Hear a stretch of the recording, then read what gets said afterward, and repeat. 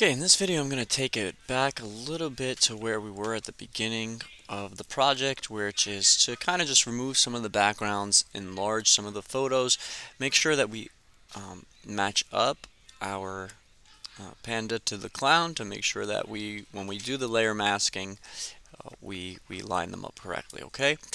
So some people asked at first, like, how do you just make something larger, right? So whatever layer it is that I'm on, okay, and I should always again rename my layers. Let's say this. So this one is the red panda. This one is the cage. Okay, and that little eye thing is going to make things visible or invisible. Okay, so this must be my clown, right? Because if I'm making invisible, that's going away. That must be it. I'm going to do clown here, cage here, red panda here, right? And if I want to lock any layer so that I don't work on it, I can lock it like that, right? So I don't grab it. So let's say I just want to make first, let's make the cage bigger. That should also be in front because the cage is going to be in the front here. So I'm going to do that. And I'm going to make it bigger by edit and transform. I'm going to use scale, right? So scale means like bigger or smaller. Think of like a, not drawn to scale, right? Small, large. Rotate, I'm making a, 45, 30, 50, 60, 70 degrees, like shifting it that way. To skew is to make it like to throw it off, okay, to make it either too wide or too narrow. It's too wide or too narrow at certain points, and then distort in perspective. I mean, we'll talk about those at some other time when we want to make different types of art. But in any case, right now we just need scale, which is here, and used to be able to hold shift, but I don't know why it doesn't let me hold shift and do it. So I'm gonna just use this slider up here with the lock. Okay, it changes the quality of it up until you commit. Oops, that's X and Y. Up until you commit to it. So I'm going to make it this big over here. In fact, I'm going to go a little bit smaller so that I can remove the background. Okay, so I'm going to commit it first. All right, and now we want to remove the background. So you can just use this remove background down here and see what happens, right? So if this works,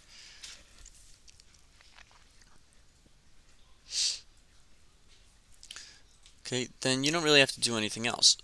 And so, okay, great. And remove the background, fine for me. So I'm just going to keep it that way here. So that's fine. And I'm going to put it over here. And maybe I'll make it just a little bit bigger. Again, edit, transform, and scale. Just make it bigger here. Okay. Great. Alright, I'm setting it off to the side just because I'm going to put the red panda here, so it looks like he's in the cage there, and then I'm going to have the text over here with my message. So I'm now going to lock the cage layer. Okay, you can see that there's a mask on the cage layer because what it does is it really just creates a mask for your picture. Right? If I took that mask away, it would revert back to the original image. So I'm going to lock this layer so that you can't see it, and now I'm going to bring my red panda over, make him a little bit bigger, and let me see here if we can remove the background with the red panda as well.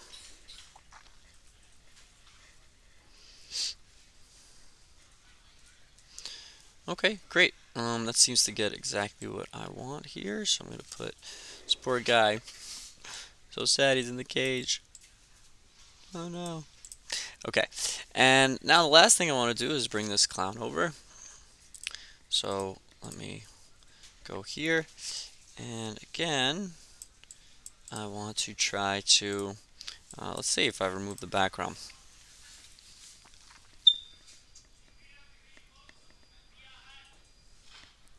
Okay, works again.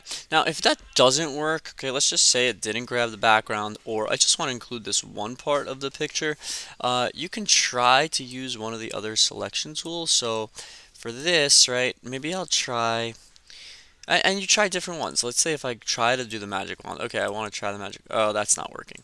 Okay, you can also add shift to add more parts of the selection. Okay, this though I can kind of tell already that this isn't going to work. So I'm just going to deselect, and you can try like different ones. All right, let's see. Does it recognize the clown as an object, or is it going to select too much? Okay, that selected the whole thing, so that's not going to work. Whoops, sorry. So let me try, I don't know, let me try this quick selection, see if that works.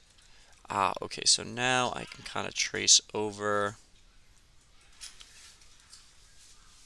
little by little, tracing, tracing, tracing, making sure I have everything.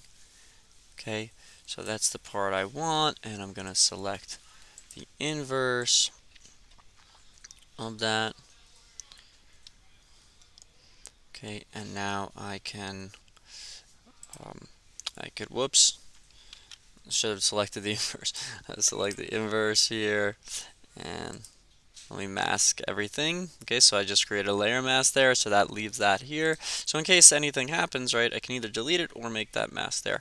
But the mask is probably better here. Okay, so now I want to have this clown, um, and it's gonna come through my poor panda here. Okay, but just this part. So I want to make sure that I line it up correctly. So for that, I'm going to drop the opacity of my panda so I can kind of see through and see where it's going to line up. And I'm going to go to my clown layer now. Let me lock my panda layer so that I can just work on the clown.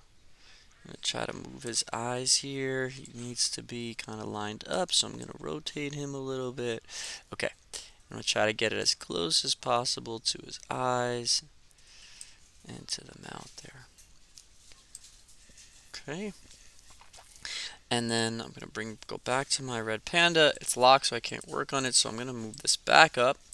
And now on the red panda, okay, I'm going to create, add to the mask. Now again, I don't want to go all the way through, because if I go all the way through and make it totally black, right, it's going to look like unblended here. It's going to look kind of too much, right? So, I mean, it's okay, right? You could do that, but we want a little bit better of an effect here. We want it to be a little bit more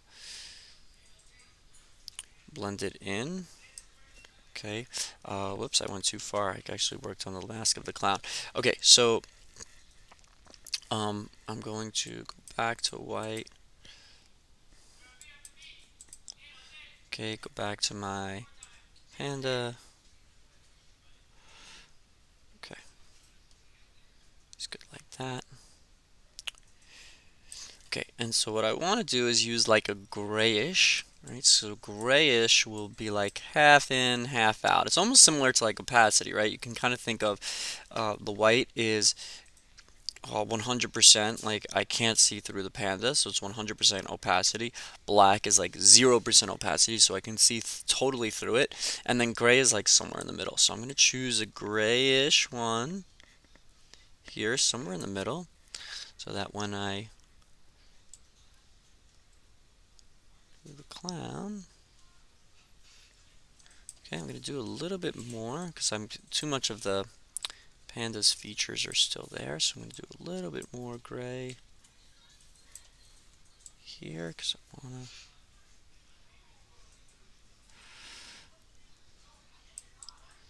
add a little bit of the cheeks here. Good. And then, I really don't want this part of the clown here, right, in the background. So on my clown layer, I want that to be totally black because there's parts of that I don't want at all. So I want this part. Oops. You might make that mistake there too. So what I was doing was I was accidentally painting on top of the clown layer, which I don't want. So I just Control Z'd my way out. I'm going to choose this black here. And I want to make sure I'm working on the mask itself. Now that should do it.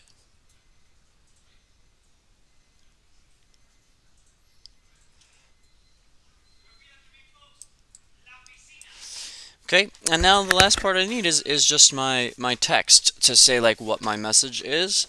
And I'm gonna choose a text. Now they used a text that was like something you might see in a circus or a zoo ad. So they use something like this here. Um, and you're gonna put something like what we saw yesterday, right?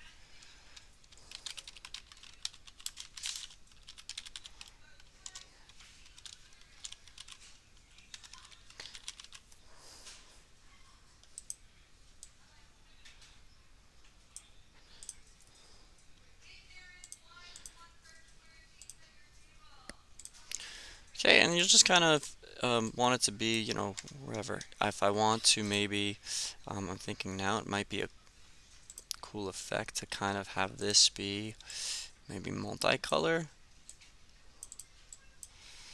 to grab some attention here.